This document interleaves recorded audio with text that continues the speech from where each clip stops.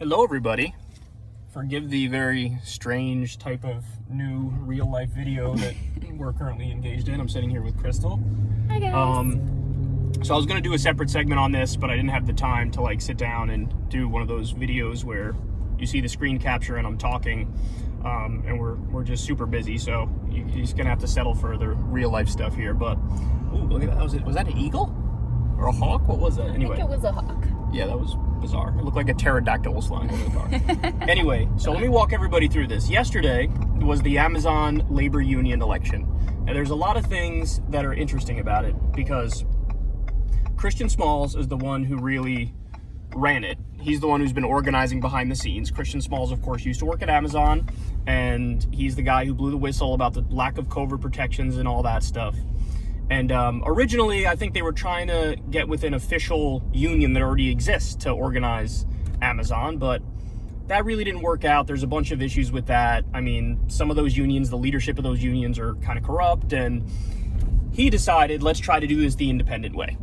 So he's been organizing behind the scenes, and look, truth be told, I had no idea whether or not what he was doing was working. In fact, I was skeptical. I was thinking it probably wasn't going to work. Well, long story short, the election happened yesterday, and it's actually still ongoing now. At least they're counting the votes now. It looks like the Amazon labor union is going to win. It looks like they're actually going to unionize in Staten Island, which is amazing. It's an incredible victory for the labor movement. It's honestly an indictment of the big official labor unions that already exist, because it wasn't them who got this. It was Christian having worked at this Amazon facility and then meeting people, learning about them, becoming friendly with them. My suspicion is that what happened was a lot of the people who work in that factory, on top of having personal relationships with him, they realized that Amazon was just smearing him when all those articles were being run about how, what they say about him, Krystal? He's inarticulate. So Amazon's general counsel said he was, quote, not smart or articulate, and they floated a PR strategy of actively making him the face of the Amazon union movement, thinking that would doom it. Right. I mean, think about that. So they're actively wanting him to be the face because they so wildly misunderestimated. Thank you. Underestimated him. Did Bush say that one time? Yeah, he did. Bush? Nice. Yeah, so look, it was all because he was blowing the whistle on Amazon for their lack of COVID protections. Jordan Chariton has done reporting on the ground on this, where he talks about there was all these Amazon factories. Forget just the drivers having to piss in their trucks and shit in their trucks. You also have the factories have a lack of climate control sometimes, where it could be too hot or too cold. People are passing out. People are throwing up. There was no PPE. All these problems. So it looks like he's going to win. Now, we had Christian Smalls on Krystal Kyle and Friends, and you also had him on Breaking Points. How many times? A lot. We've been talking to Christian for years, ever since he first got fired from Amazon. Here's the reason why we did that.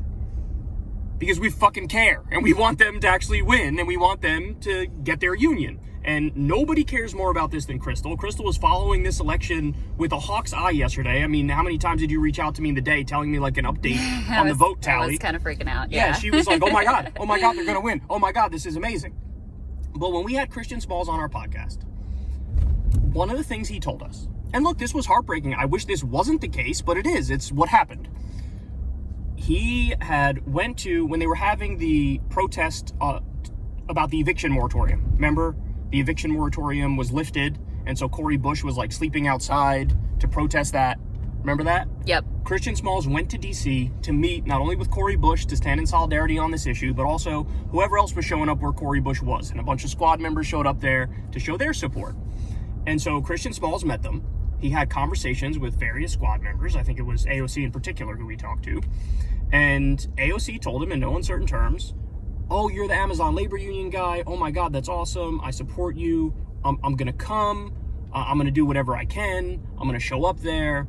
And, they exchanged the staff, AOC staffers exchanged numbers with him, and he was in contact with them on a regular basis. And then what happened was, at the last minute, she pulled out of it. And Christian Smalls really didn't like that, because not only did she pull out of it, her office started ghosting Christian Smalls too. So now, Krystal, you had an interesting theory about that, about how you think it's possible that maybe some of the more established unions told AOC and others, like, hey, look, don't associate with these people because what they're trying is a joke. It's never going to work. And you don't want them to, like, sully your name. Like, if you endorse them and then this thing goes under, then it's like, you know, you take the heat for it or whatever, right? Wasn't that what your theory was? I mean, why? I don't want to speculate too much because the truth is I don't know. All I know is she said she was going to show up. The last minute she cancels. She claimed it was her, this is all communication from her staff, claimed it was a security concern. 2 weeks later, she's at the Met Gala. Or several weeks later. I think Christian said 2, but it was a short time frame later, she's at the Met Gala. And even worse than that, okay, like, all right, she's a very busy person. There have been threats on her life. There's no doubt that that stuff is true. She didn't even tweet out support in the final weeks. So now let's get to that. Let's get to that. So yesterday, you see, Krystal, as you're following this Amazon labor union election like a hawk, you see AOC tweets out some shit, like responding about being oh so happy about this thing winning, right? Mm-hmm. Yep. And so I know from behind the scenes because, you know, this wasn't, you didn't say anything publicly yet at the time, but the second you saw that, you fucking snapped. You're like, you had the fucking opportunity to show up there and you ghosted him. And not only that, like you said, you didn't even say some shit in support of it when they were actually needing your help massively. Now that you see they're about to win, all of a sudden you want to jump in front of the fucking parade. Now that shit is obnoxious. It's obnoxious. It's obnoxious. Look, if she wants to come out now and say, no, but seriously, I do support them, okay. But at least own up to the shit where you let them down. Like, at least own up on that front. And if you want to make amends for that by saying, you know what, the next event that you guys have, I'm going to be there, and I'm going to bring all these other politicians, that's great. But there was no owning up to it. So anyway, you saw that, you snapped, you immediately were like, no, I'm not going to, I have to say something in response, because it's disingenuous. That's the problem. It's disingenuous. So you responded and walk everybody through what you said and what happened. Yeah, I just wanted there to be a record under her little, happy tweet about yay, go Amazon Labor Union. I just wanted there to be a record of where you actually were when it counted, which was nowhere.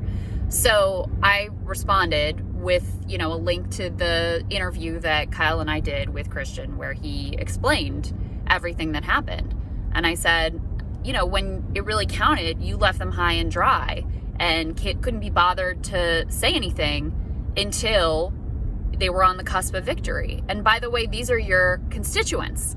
Now she tried to get you on some snippy shit with that. Like, actually, this isn't in my district. Which is really obnoxious, because I didn't say the warehouse is in her district. I know it's not in her district, but I also knew that Christian, part of why he was, legitimately upset about it is because he knows these workers who live in her district who were excited about AOC coming to their rally, and then she lets them down. So for her to pretend like she didn't even represent anyone that worked there was just, really extremely disingenuous. So her reply was, maybe you should look at I'm paraphrasing, but she's like, maybe you should look at a map. This warehouse isn't even my district, and you need to do your due diligence before you reply next time. Right here or no? Next one. Next one. Yeah, so that was her reply, which was obviously setting up a straw man, because I never even said the warehouse was in the district. The point was that she represents people who work there, and that's just an undeniable fact. So, look, the reason why you're not putting it... Oh, sorry, there we go. Putting it over here. So, look, the reason why this matters is because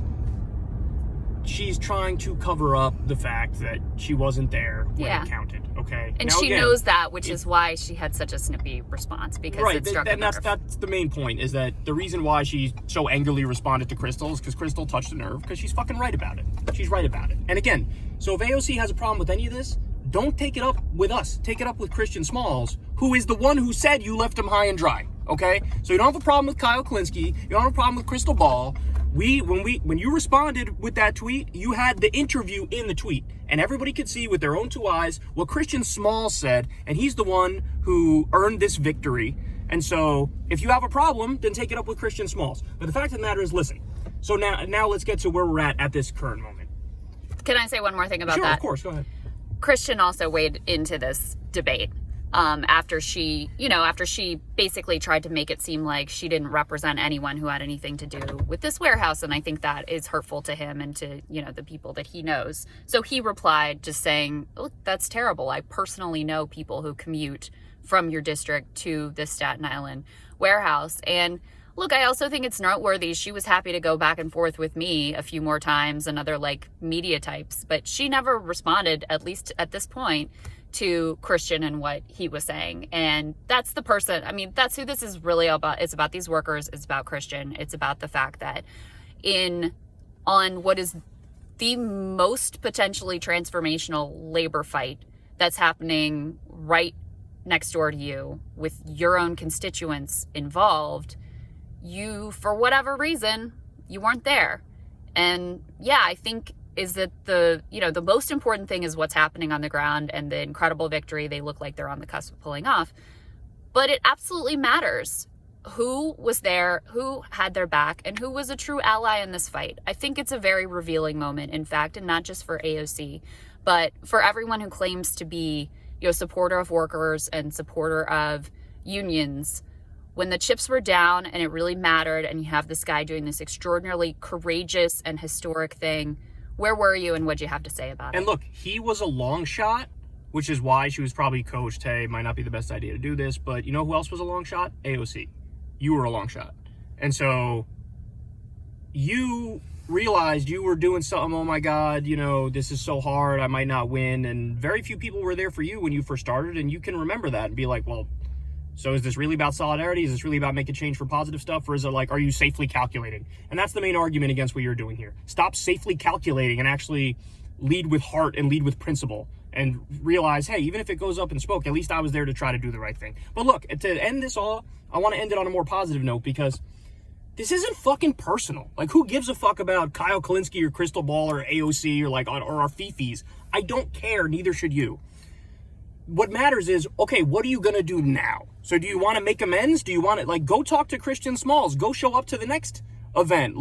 Do whatever you can. If they want help organizing other, Amazon factories or whatever, regardless of where it is, maybe, you make up for it and show that you're the real deal and you mean business by just doing the next thing. Well, look, that's all we're saying, show up when it matters. That time is right now, because there is another Amazon facility in New York that is voting in the month of April. So another critical election is coming up right now. So make it better. Show up for them. Help them, be a part of making it not just this one warehouse, but a start of a national trend. And also, if you don't mind me making this pitch, Kyle, if you guys can support the Amazon Labor Union, if you're able, there is not a more worthy or more impactful cause. These guys are doing it all on their own. Very little in the way of resources. This is a truly, truly worker-led grassroots movement. They're doing the work. They have another vital election coming up. So if you're able to support them, it really is worth your hard-earned dollars. All right, guys. So we love you. That's catching you up on the drama. I know it's a very strange video because I'm sitting here driving a truck and Krystal's right next to me. But nonetheless, I think the message got across. So we love you, and we'll talk to you soon.